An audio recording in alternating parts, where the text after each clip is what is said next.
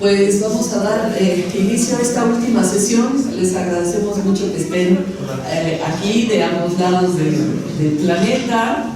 Y bueno, vamos a presentar al doctor en Estudios Latinoamericanos por la Universidad Nacional Autónoma de México, el doctor Francisco Lizcano Fernández. Él es profesor de tiempo completo aquí en la Facultad de Humanidades desde 1990. Ha impartido cursos en universidades de México, España y Austria. Es miembro del Sistema Nacional de Investigadores de México, del Programa de Mejoramiento del Profesorado y de la Academia Mexicana de Ciencias.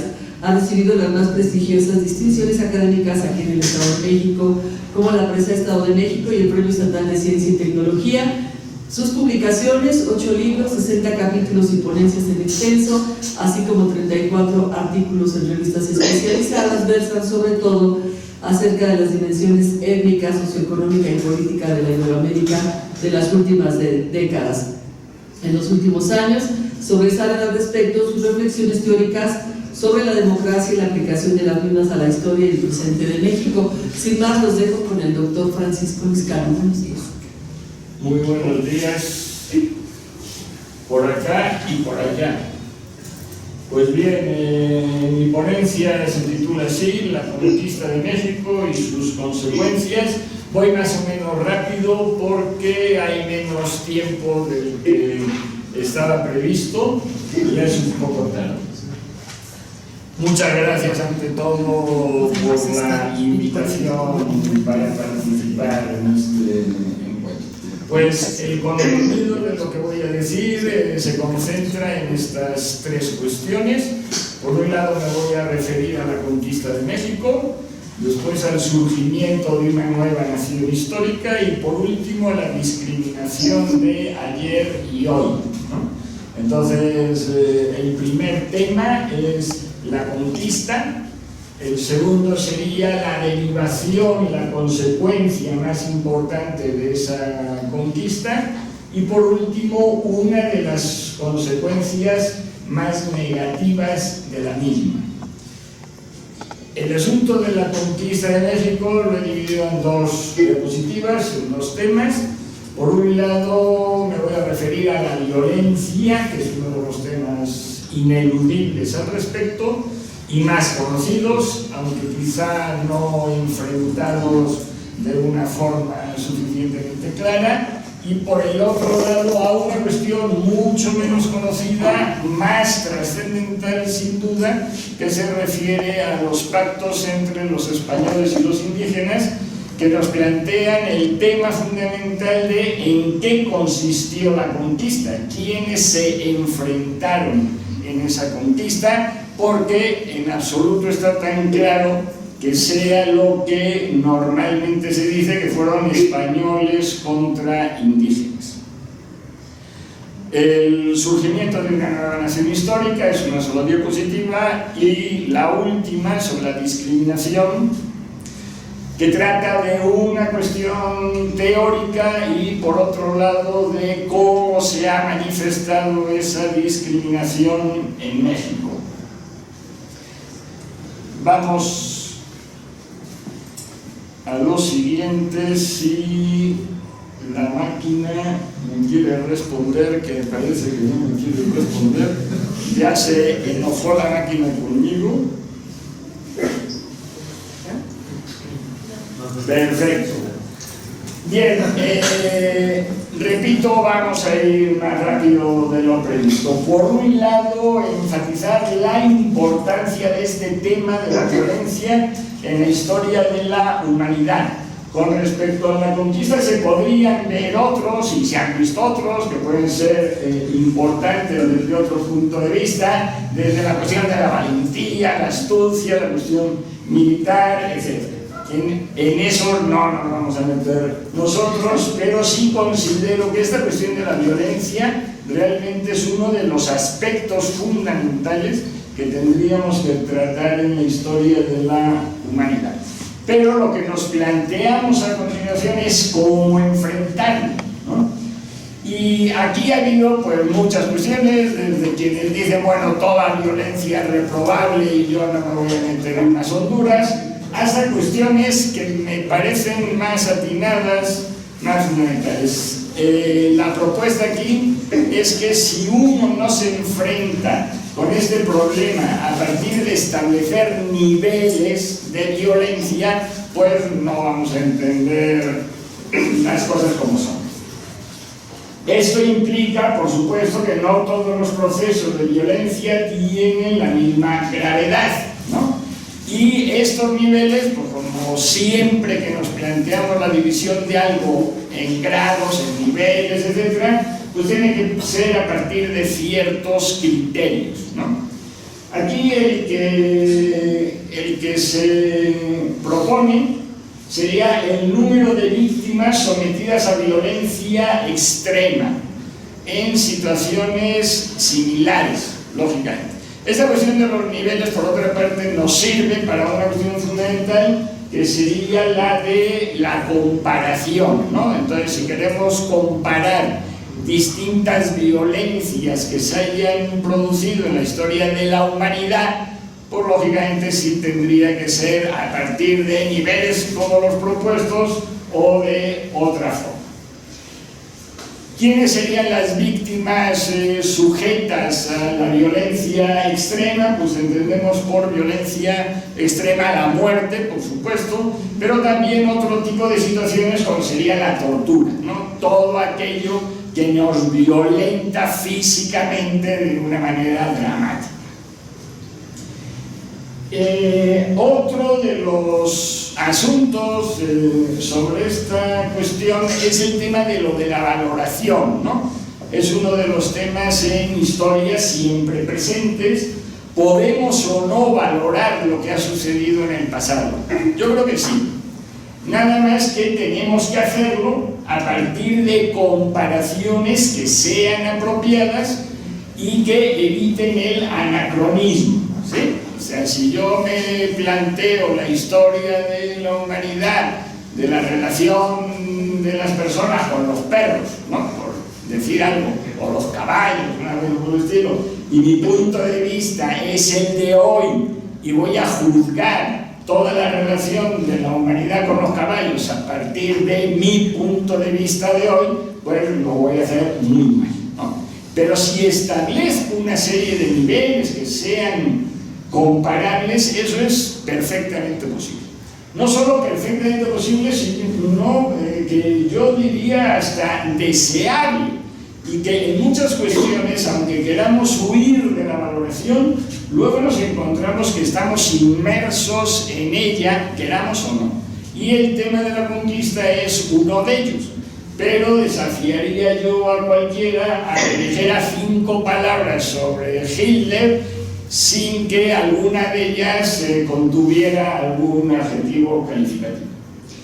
Bueno, entonces nos planteamos, a partir de estas cuestiones señaladas, el tema concreto de la violencia, primero de la conquista española en América, muy de pasada solo, pero sí señalar que para enfrentar este tema de cómo fue la conquista de España sobre distintas regiones americanas, tendríamos que distinguir distintas regiones, por un lado, porque no fue lo mismo en el Caribe, por ejemplo, que en México, distintos actores, porque no sería justo que la violencia de unos, como los conquistadores, se la adjudicáramos al conjunto de los españoles de por aquel entonces, porque también estaban los frailes, estaba la corona, y cada uno de ellos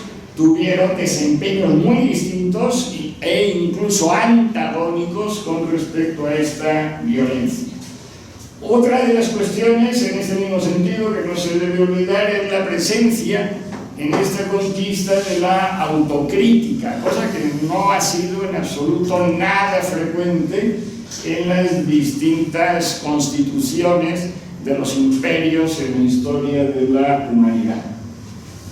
Con respecto en concreto a la violencia en la conquista de México, la afirmación, no tengo el estudio acabado para establecer los niveles, esos 1, 2, 3, 4, 5, pero lo que no me cabría ninguna duda es de que no estaría en el nivel máximo, en contra de lo sostenido por la leyenda negra, de lo sostenido en muchos de los libros de educación primaria que nos conformaron las neuronas de una determinada manera, y en contra de lo que dice la conceptualización de esta conquista como genocidio. En este sentido, pues sí tendríamos que distinguir de una forma muy clara lo que sería la mortalidad voluntaria a través de violencia extrema y lo de las epidemias, pues que es otro fenómeno distinto. Que dicho sea de paso, este fenómeno de mortalidad verdaderamente dramático, pero absolutamente dramático, por esta cuestión de lo de las epidemias se reprodujo cuando los europeos tomaron contacto con los aborígenes en Oceanía y en Australia. No es un fenómeno específicamente de América. Bien, y señalar por último algunos de los procesos, ya que he dicho que la conquista de México no se podría situar en un nivel máximo de violencia, decir algunos ejemplos que sí, no es cuestión de dejarlo en el vacío. Entonces, procesos con mayores niveles de violencia, en ocasiones con genocidios y propagadores de hispanofobia. Esto es muy curioso, muy divertido. Ahí voy a poner un ejemplo solo, se podrían poner muchísimos más, ¿no? Con respecto a las conquistas, incluso posteriores en el siglo XIX, hubo algunas que fueron de una violencia mucho más extrema, y una de ellas, que es la única que me voy a detener porque me parece simpática y poco conocida, sería la conquista del oeste por parte de los propios Estados Unidos. Entonces, sucede que hoy, en la parte de California, se tiran las estatuas de Colón, sinceramente, pues, como que no tuvo mucho que ver por allá, y de Fray Junípero Serra, el cual pues pudo tener muchos inconvenientes, pero parece que no mató a demasiadas personas, y se oculta de forma sistemática que la conquista de esa parte de los estadounidenses, que esa parte de los Estados Unidos por parte de los blancos protestantes avanzados de la historia, pues tuvo como una de las primeras manifestaciones el empezar a pagar dinero por las cabelleras de los indios arrancadas, ¿no? Entonces, sí es, hombre, pues un poquito, digamos, de mal gusto. En definitiva, lo que hay detrás de ese mal gusto es el ocultamiento de una realidad que es la suya, absolutamente genocida, es decir, a partir de echarle las culpas y de poner los focos en otras culturas que pudieron tener X cuestiones, por supuesto, pero que desde luego su nivel de violencia en esa parte concreta del continente y del país fue infinitamente menor, ¿no? Los Estados Unidos no solamente se dedicaron, esto todo el mundo lo sabemos, lo de las cabelleras, pero lo que pasa es que después lo divorciamos en nuestras cabezas, ¿no? Entonces conviene unir. Bueno, no solo esa conquista, por supuesto, de los gringos sobre el este de su país, sino la alemana, la belga, ¿sí? En África fueron conquistas absolutamente más criminales que la conquista de México. Y con esto, y eso creo que tendría que quedar claro desde el principio, no estoy negando la criminalidad de esa conquista, ¿no? La única cuestión es que estoy, creo, poniéndola en el nivel que le corresponde. En las guerras europeas, pues muchísimas veces esos niveles de violencia han sido infinitamente superiores. En las represiones dictatoriales, tanto en el nazismo como en el comunismo, los niveles de violencia extrema fueron superiores, etc. Bueno, Con estos ejemplos creo que sería suficiente como para defender esa cuestión en contra de lo proclamado frecuentemente de que ese nivel de violencia no fue tanto como sucedió en otros países, independientemente de que sea censurado. Es decir, eso no me cabe ninguna duda. Mi mentalidad de persona del siglo XXI, etcétera, es la reprobación de todo ese tipo de cosas. Pero esa cuestión de reprobación, pues, no tiene que estar opuesta a estas diferencias de nivel a las que me estoy refiriendo. Y si soy capaz, ahora sí he sido capaz de pasar a la siguiente diapositiva, vamos a tratar también, pues, con mucha más rapidez de la que me gustaría, que sería este otro aspecto de la conquista, que digo que es más trascendente porque tuvo más importancia en el futuro, que es esta cuestión de los pactos entre españoles e indígenas. Y aquí las ideas principales serían estas. La conquista no fue la conquista de españoles sobre ese territorio que después se llamaría México, sino que fue la conquista de unos pocos centenares de españoles junto con decenas de miles de indígenas, y quiero remarcar esta diferencia de centenares con decenas de miles de indígenas que se enfrentaron contra otros indígenas, ¿sí?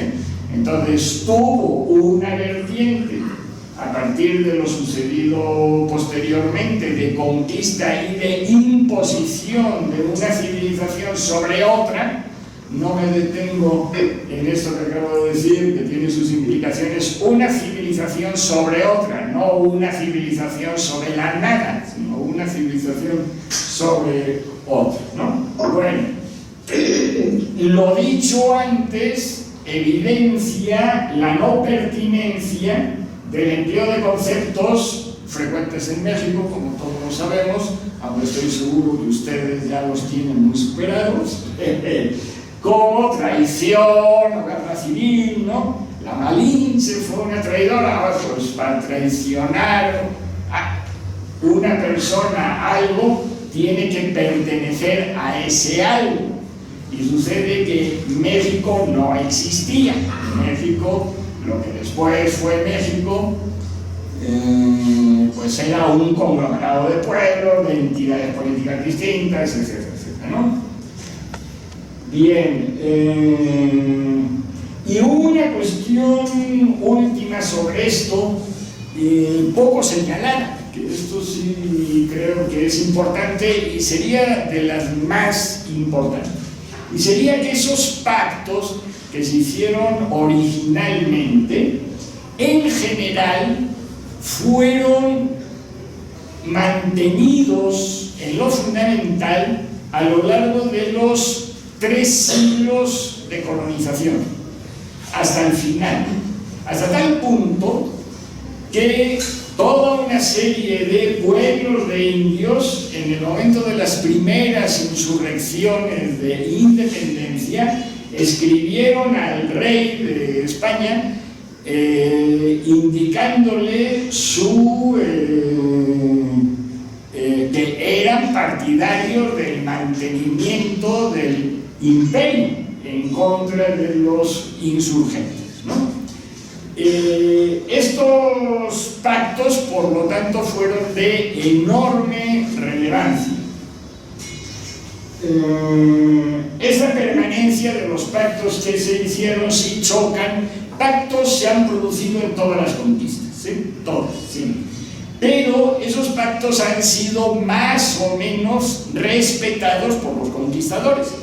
Cuando los romanos conquistaron lo que sería después España, porque España tampoco existía hasta que la conquistaron los romanos, esa cuestión de la ruptura de los pactos fue enormemente frecuente, como las conquistas romanas en general. Y uno de los ejemplos también paradigmáticos de estas rupturas constantes de los pactos sería la conquista de los gringos del este a la que me he referido antes, donde realmente eso fue una cuestión absolutamente vergonzosa, ¿no? Se establecían pactos que duraban estrictamente lo que les interesaba a los conquistadores. Pues bien, frente a esto, estos pactos sí fueron muy permanentes. ¿Y en qué consistieron básicamente? En lo que consistieron básicamente es que los indígenas mantenían el gobierno local de sus comunidades. Esa fue la cuestión del pacto fundamental que beneficiaba a los indígenas. ¿A costa de qué? ¿A cambio de qué? Pues de la subordinación al imperio y a sus autoridades y de la conversión al catolicismo, ¿sí? Pero ese mantenimiento del gobierno indígena se mantuvo efectivamente hasta el final de la colonia. Hay una serie de manifestaciones indirectas de esto, pero que serían muy claras. ¿Cómo vamos a explicar, si no es a partir de esos pactos mantenidos, que en los 3 años de colonia en México no hubo ejército, no hubo fuerzas represivas, ¿no? Mínimamente sofisticadas, etc., ¿no?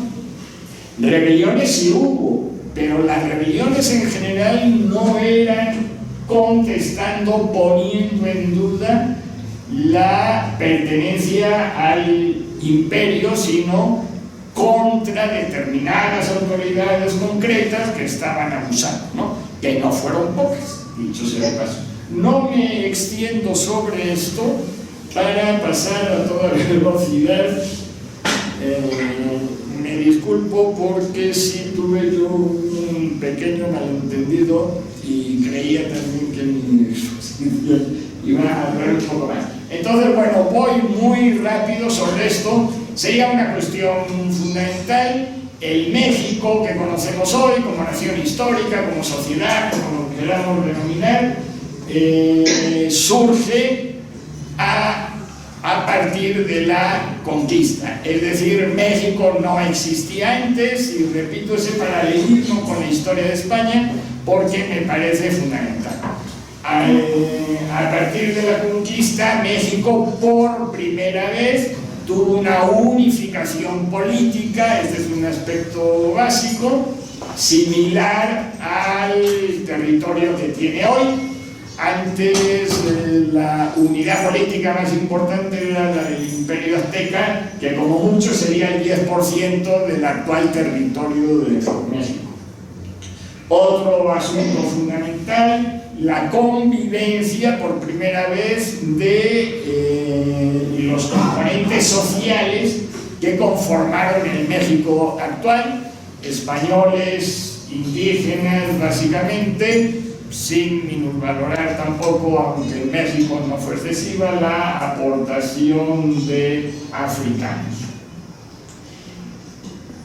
Todo lo que se constituyó en México, en la Nueva España, a través de esos 3 siglos, derecho, moral, ciudades, edificios, absolutamente incomparable. Me parece que hoy voy a tener la manía de la comparación con los Estados Unidos, pero bueno, con lo que existe en Estados Unidos de su historia colonial, que serían 2 cositas por ahí que no tienen la altura de el pueblo de Toluca más pequeño, ¿no? O sea, muchas iglesias de pueblos del municipio de Toluca son absolutamente mejores que cualquier iglesia que tengan en los Estados Unidos por ahí en el siglo XVIII.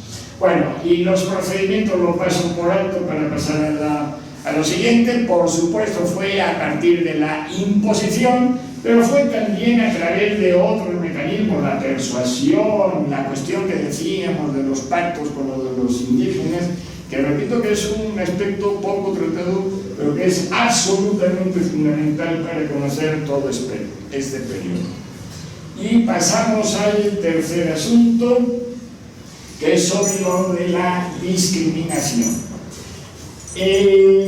Definición: desprecio hacia una persona por su pertenencia a un grupo social considerado inferior, es decir, toda discriminación implica la división del mundo, de la sociedad de la que se trata, en superiores e inferiores. Absolutamente claro y contundente.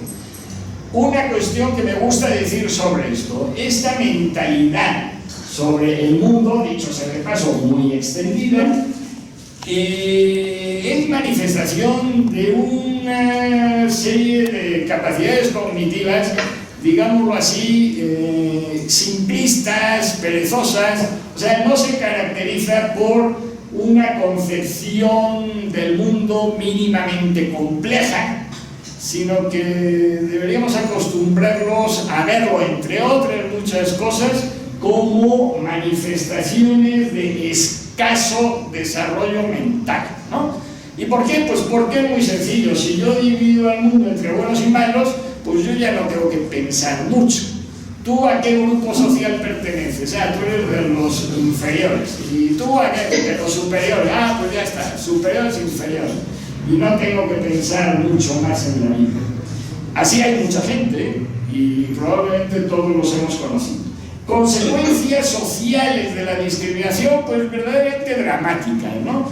Significa polarización de la sociedad, o sea, significa prácticamente todo aquello que deberíamos evitar.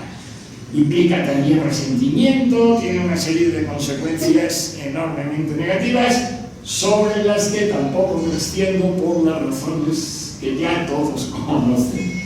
Y una última cuestión sobre la discriminación en este aspecto general, y es de que en español esto ha sido un proceso bastante ocultado. Es curioso que la propia palabra de discriminación no se incorporara a los diccionarios de lengua española hasta hace poco. Y que cuando uno buscaba términos parecidos como el racismo, porque el racismo en definitiva es un tipo de discriminación, la discriminación la puede haber por muchísimas cosas, por religión, por ideología, etcétera, etcétera, ¿no? Bueno, y cuando uno buscaba la cuestión del racismo en enciclopedias, etcétera, yo lo hice eso hace varios años.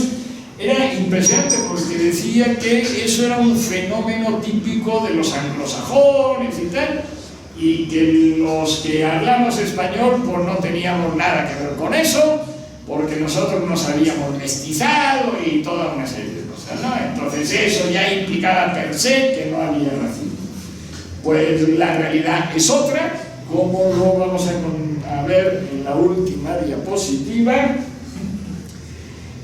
Entendido la discriminación como antes lo he señalado, que creo que es como se debe de hacer, obviamente incluye también la xenofobia, ¿sí?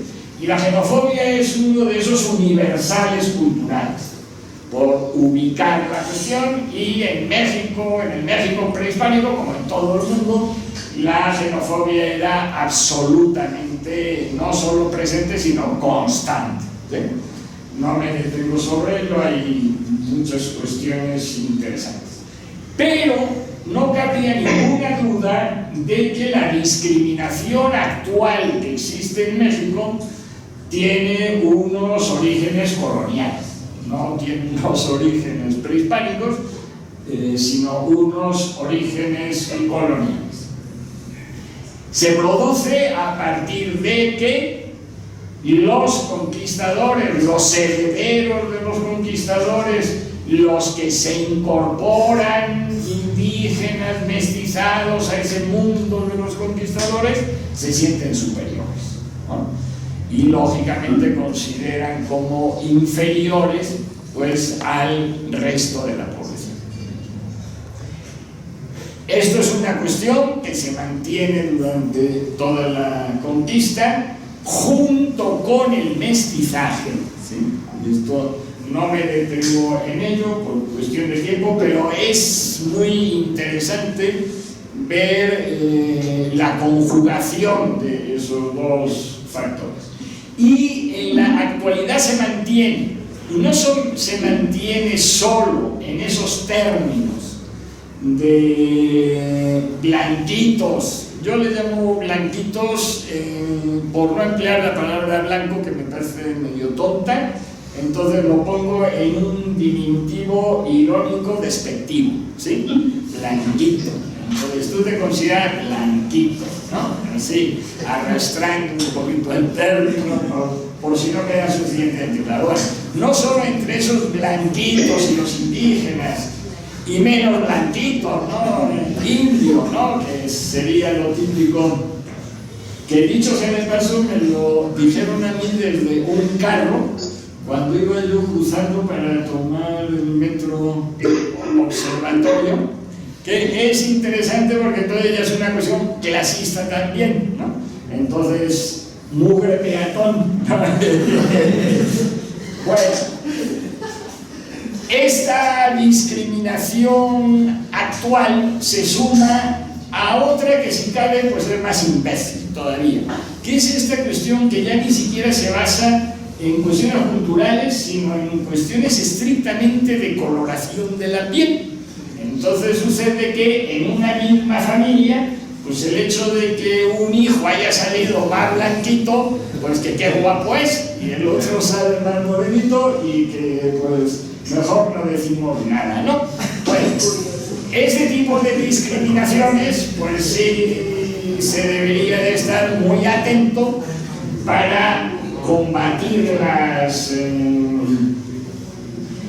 Y una última cuestión, y sí, con esto ya termino, porque esos blanquitos mensos es como tontos o cosas por el estilo, luego pretenden que ellos serían los herederos más directos de las cuestiones que, según ellos, habrían sido positivas durante la colonización, ¿no? Y de repente dicen, ¡ay, nosotros convertimos a estos señores, ¿no? Y somos los prototipos de los católicos, como si eso fuese una cosa bien importante, no sé qué, pero en lo que insisto es que pretenden que son los descendientes privilegiados de esas cuestiones. Bueno, independientemente de que esas cuestiones sean más o menos buenas, más o menos malas, tendríamos que tener todos muy claro de que todos hoy, españoles peninsulares, mexicanos, blanquitos, morenitos y lo que se quiera, tenemos el mismo derecho, somos lo mismo de descendientes de lo que sucedió hace esos 5 siglos. No hay en ese sentido entre nosotros, no debe de haber relaciones filiales, sino relaciones fraternales. Es decir, el emperador Carlos V, tal, pues no es más de los españoles que de los mexicanos, fue algo común para todos. Y la lengua española, pues obviamente es lo mismo de los españoles peninsulares que de los mexicanos, que dicho sea de paso somos muchos más que ellos, somos como 3 veces más, ¿no? Entonces, esa cuestión de que todo eso es patrimonio común de todos nosotros me parece clave y sería uno de los elementos para quitarles parte de los prejuicios a esos energúmenos discriminadores que todavía existen hoy en día. Muchísimas gracias y con esto ya termino.